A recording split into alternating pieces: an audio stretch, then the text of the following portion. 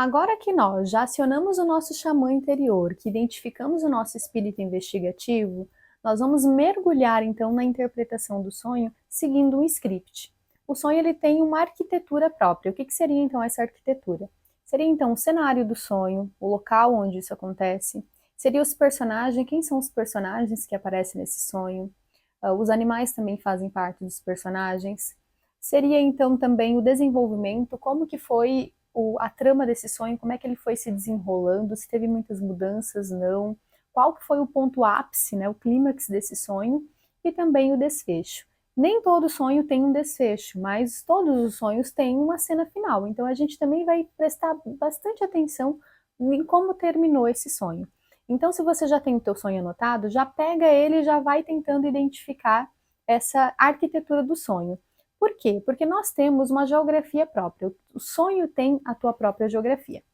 Então, cada emoção nossa, cada tédio, preocupação, raiva, ele é um lugar nessa geografia. E é o que a gente vai estar entendendo também dentro do sonho. A gente vai olhar os sonhos também identificando camadas psíquicas. Que camadas a gente está encontrando ali? Sobre quais camadas nossas o sonho está falando. Então, para você poder entender isso, a gente vai olhar agora para essas camadas psíquicas. Então, vamos entender isso, como que fica na nossa psique, para depois a gente entender isso como que fica no sonho, tá bem? Nós temos, então, 3 camadas psíquicas, que nós temos, então, a consciência, o inconsciente pessoal e o inconsciente coletivo. Nós vamos entender isso, então, como se fosse uma casa. Imagine, então, que eu tenho uma casa, e cada parte dessa casa vai estar falando sobre um desses lugares. Então vamos imaginar que o porão, que é aquela parte subterrânea, ela é o nosso inconsciente coletivo. Aqui nós temos um conteúdo muito mais simbólico, muito simbólico e às vezes muito difícil de fazer uma associação com a nossa vida, porque como ele é muito simbólico, ele carrega conteúdos que também são ancestrais, que são uma herança da nossa humanidade. Então aqui tem os conteúdos bem arquetípicos, que também a gente vai estar se aprofundando sobre esses conteúdos nos próximos módulos.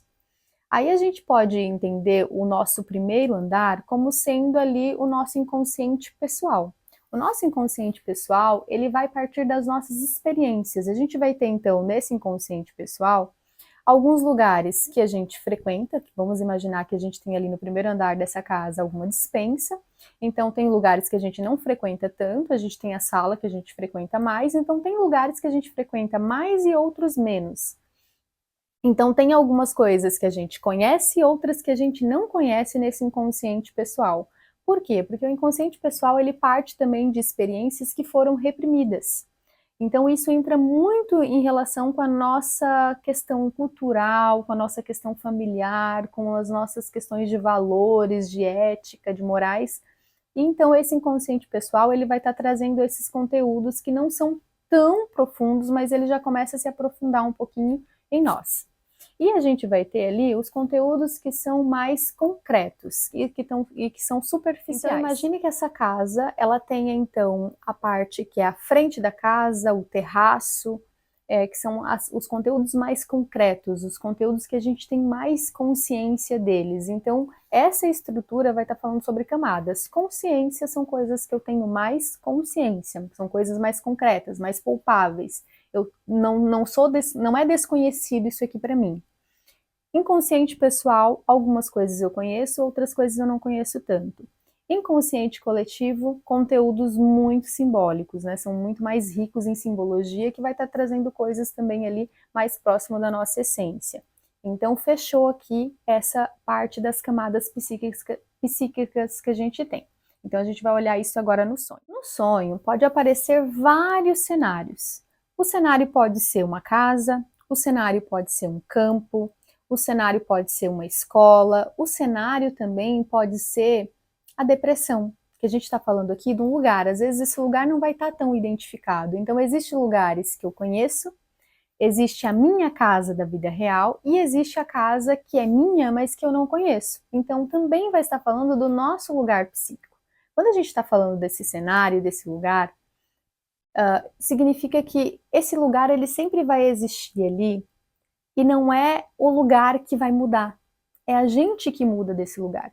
Então, se o cenário é a depressão, Então significa que nesse lugar da depressão, eu preciso fazer determinadas tarefas para depois sair dali. Enquanto eu não cumpro essas tarefas, talvez eu não consiga sair desse lugar. Então a gente vai enxergar o cenário como algo muito importante. Então às vezes a gente pensa na cena principal ali que ficou pra gente do sonho e a gente esquece de detalhar como que era esse lugar do sonho. Então isso vai ser muito importante para a gente identificar esse lugar psíquico que eu estou nesse momento da vida também. Os personagens pode ser você, ego, que vai estar ali em primeira pessoa, ou pode ser em terceira pessoa, né? Eu estou assistindo como se fosse um filme, né? Mas eu mesmo não estou ali. Pode ser um animal, esses personagens que aparecem ali. Normalmente são até 4, que a gente vai estar falando também das nossas funções ali da consciência, que eu vou falar sobre isso melhor ali quando a gente for falar sobre tipos psicológicos. Mas quando, né, tem mais de 4, a gente pode considerar então como sendo algo do coletivo, que seria então a galera, a turma, né? Então a gente está se referindo a algo que é coletivo, mas não do inconsciente coletivo. A gente está falando aqui do coletivo de ser algo mais do social, tá bom? E a gente também vai ter aqui o desenvolvimento do sonho. O desenvolvimento do sonho é a narrativa do sonho, a história, o que está acontecendo nesse sonho. E vai ter em determinado momento dessa narrativa que vai ter um ponto central, que a gente vai considerar o clímax do sonho. Esse ponto central é o ápice, é o conflito, é a parte grandiosa que aconteceu nesse sonho. Então aqui também vai ser bem importante da gente identificar qual foi, então, dentro desse desenvolvimento, o clímax. O que mudou? Ou talvez não mudou, né? Mas o que ficou ali desse desenvolvimento do sonho. Depois a gente vai para o desfecho. O desfecho é a última cena. A última cena pode ser que ela não seja exatamente um desfecho, pode ser que ele não se resolveu. Muitas vezes o sonho ele já traz uma resolução para a gente no final. Quando não tem essa resolução no final, a gente vai se concentrar ali nessa última cena, o que aconteceu. Porque às vezes pode ser que o inconsciente ainda não tenha uma solução para esse problema, mas pode ser que ele tenha. Então a gente vai identificar essa última cena, porque essa última cena ela pode trazer inclusive tarefas do que eu preciso fazer para resolver determinado problema, então o que eu preciso fazer para resolver aquele clímax que eu acabei de identificar. Então a gente precisa se concentrar nessa estrutura toda que eu passei para vocês aqui. Está com o sonho na mão, pega papel e caneta e já começa a anotar e identificar isso nos sonhos que você anotou. E agora a gente vai olhar para um sonho de uma paciente que eu atendia, e esse sonho, ele é um sonho que é mamão com açúcar, assim, não é difícil de entender, então a gente vai olhar para ele agora. Eu separei aqui um sonho que é de uma paciente adulta que chegou para mim numa transição entre o fim da graduação e a vida profissional, e ela trouxe o seguinte sonho. Ela estava na escola, esse sonho ele é bem tranquilo de gente analisar, não é um sonho longo. Então ela estava na escola do ensino fundamental e ela estava fazendo uma prova.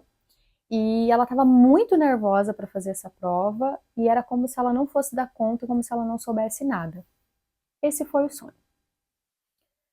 A associação dela foi que nessa época do ensino fundamental, para ela foi muito difícil quando começou a aparecer os problemas de matemática para resolver. Então, quando tinha aqueles problemas para resolver, ela ficava muito nervosa, porque ela tinha muita dificuldade, ela precisou fazer muitas aulas de reforço, precisou de muita ajuda nesse momento para conseguir resolver os problemas.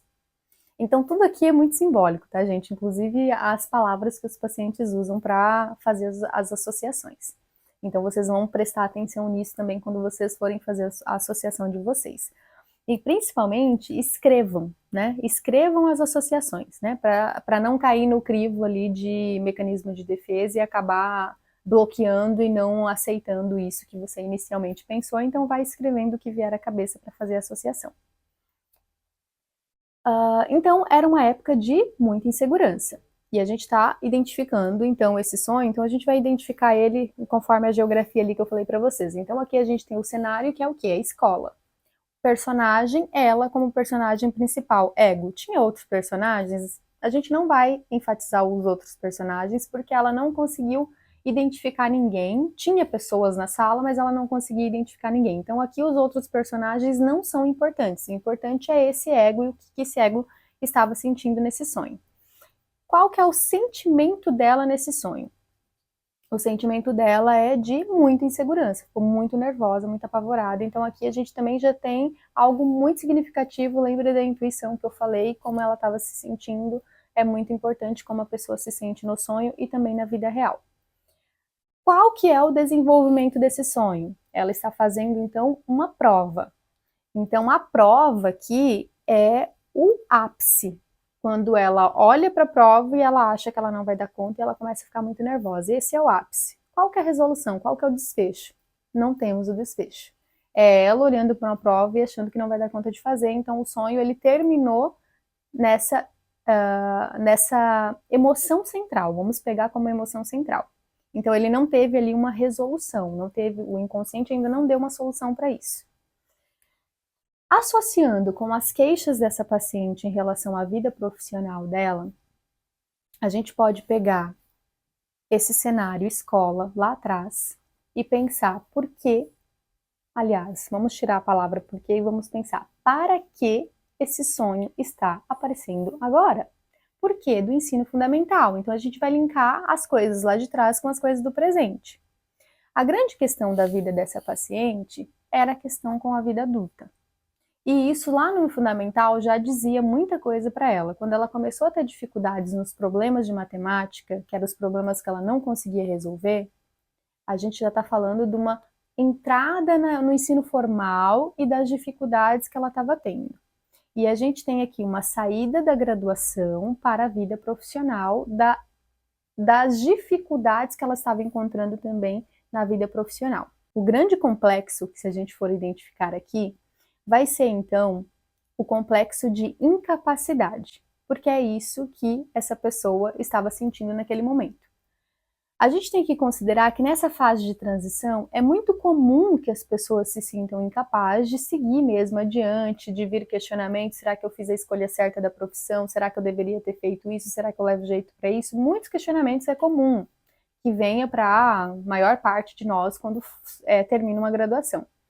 Mas nesse caso específico, esse complexo era incapacitante, era mobilizante, inclusive que deixou ela durante um bom tempo em paralisia, assim, de não conseguir sair de uma inércia e tudo mais, né? Eu não vou entrar em muitos detalhes aqui, mas para a gente entender que esse sonho já está dizendo que essa pessoa tem dificuldades com a vida adulta. Dificuldades com resolver problemas. Claro que só por esse sonho talvez a gente não tivesse toda essa informação, mas tendo, né, eu acompanhado essa pessoa durante um bom tempo, eu consegui identificar esse grande problema dela, que é um problema de quê, gente? Um problema de puer, né? Então a gente vai identificar isso quando a gente tem famílias que são super protetoras, famílias que fazem muito pelos filhos, então às vezes o complexo, né, familiar, que não é bem o que aparece aqui, mas o complexo familiar, não é só aquele complexo negativo de negligência, mas é um complexo positivo de eu faço tudo por ti, e daí a pessoa se sente incapaz de fazer sozinha. Então, se lá no fundamental ela precisava de muita ajuda porque ela não conseguia fazer sozinha, aqui ela se sentia incapaz de seguir na vida adulta sozinha, porque ela achava que ela não ia dar conta, mesmo dando conta, ela achava que não ia dar conta. Então, vou finalizar essa aula deixando mais claro para a gente poder pensar o que seria então o cenário, o desenvolvimento, o clímax e o desfecho. A prova aqui teria também um significado simbólico, mas vamos deixar para falar sobre significados simbólicos mais quando a gente for falar sobre os conteúdos simbólicos nos próximos módulos. O que eu quero que fique claro para vocês até esse momento é isso. E para que vocês façam também essa mesma lógica com o próprio sonho de vocês. Então pegue o sonho e vai esmiuçando ele nessa sequência para vocês também ir identificando isso que está acontecendo também na vida de vocês, tá bem? Espero vocês na próxima aula.